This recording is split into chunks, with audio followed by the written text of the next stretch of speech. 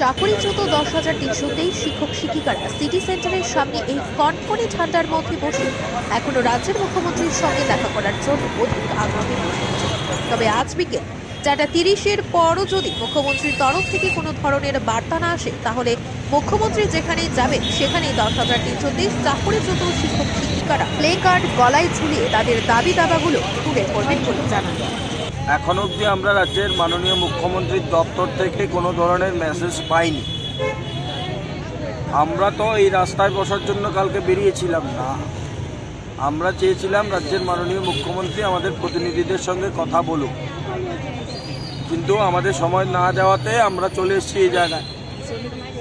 যেহেতু আমরা কালকের অ্যাপয়েন্টমেন্ট চেয়েছিলাম, বলেছিলাম কালকে যদি না পারে পরের দিন যদি পারে তাতেও কোনো অসুবিধা নেই, আমরা চলে যাচ্ছি।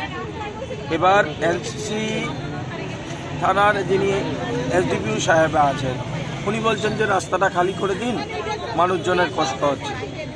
তা আমরা ভাবলাম যে রাস্তা বয়কট করে কী লাভ, আমরা তো চাইছি না রাস্তাগুলোকে জ্যাম করে মানুষের অসুবিধা হোক। আমরা চলে এসেছি, আমরা এই জায়গায় রাস্তার রেইনের উপর বসে আছি, আমরা অপেক্ষায় আছি রাজ্যের মাননীয় মুখ্যমন্ত্রীর দপ্তর থেকে কখন সময় দেওয়া হবে, আমরা চলে যাব। আজকে 4:30 অবধি আমরা ওয়েট করব। যদি ওনার দপ্তর থেকে মেসেজ আসে ডেফিনেটলি আমরা আমাদের সৌজন্যতা দেখিয়ে আমরা চলে যাব, আমাদের প্রতিনিধিরাই দেখা করবেন। কিন্তু যদি মেসেজ না আসে সেক্ষেত্রে আমরা সশরীরে মাননীয় মুখ্যমন্ত্রী যেখানেই থাকবেন সেখানেই আমাদের গলার মধ্যে প্লে কার্ড ঝুলিয়ে হাজির হয়ে, কিছু করার নেই, পেটের তাগি। আমার রাজ্যের মুখ্যমন্ত্রী, আমার মুখ্যমন্ত্রী যিনার বেতন হচ্ছে আমার ট্যাক্সের পয়সা, আমি ওনার সঙ্গে দেখা করতে পারবো না, আমার লোকগুলো মারা যাচ্ছে, উনি ফিতে কেটে যাবেন আর আমরা রাস্তায় বসে থাকবো ট্রেনের মধ্যে, এইভাবে হয় না। 4.5 বছর আপনাদের কাছে সময় ছিল, বাঁচানোর হলে অনেক সময় ছিল, শেষ সময়ে এই গল্পগুলো বলে লাভ হবে না। আপনি ইনিশিয়েটিভ নিয়েছেন, আমরা ধন্যবাদ দিয়েছি। সেকেন্ড ইনিশিয়েটিভটা আপনি নেবেন সেটা আপনিই বলেছেন।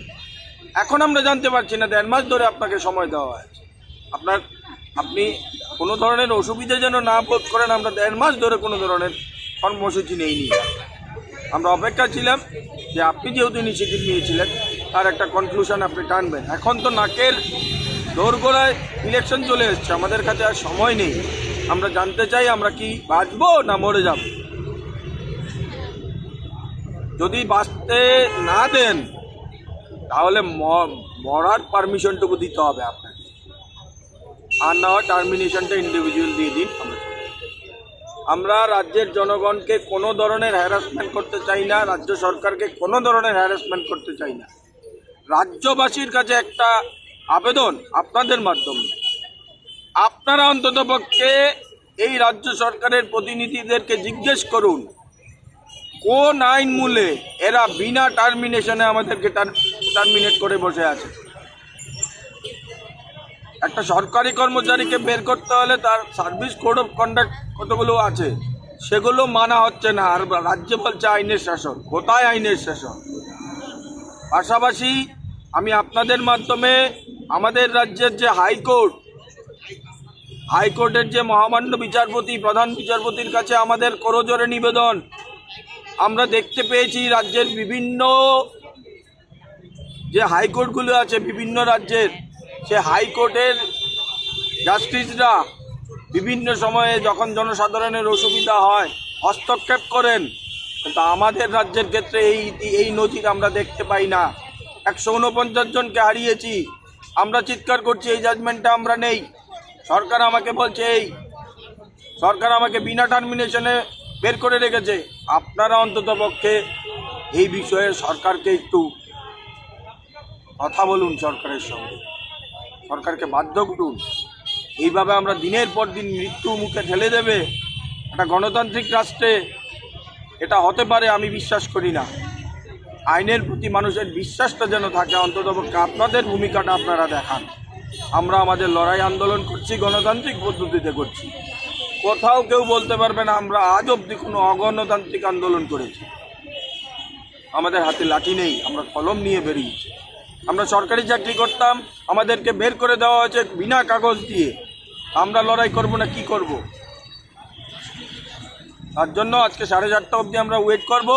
মুখ্যমন্ত্রীর দপ্তর থেকে যদি কাগজ আসে বা খবর আসে আমরা সাধুবাদ জানিয়ে চলে যাব, আমাদের প্রতিনিধিরা যাবেন, কথা বলে আসবেন। আর না হয় গলায় প্লেকার্ড, মুখ্যমন্ত্রী যেখানেই যাবেন, সরকারি অনুষ্ঠান, রাজ্যের সরকারি অনুষ্ঠান মানে আমারও অনুষ্ঠান, আমিও যাব, আমি আমার দাবি তুলে ধরবো।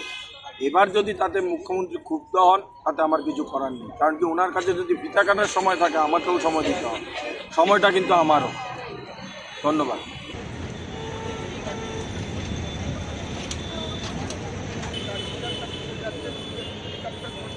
আমাদের পয়সা আমরা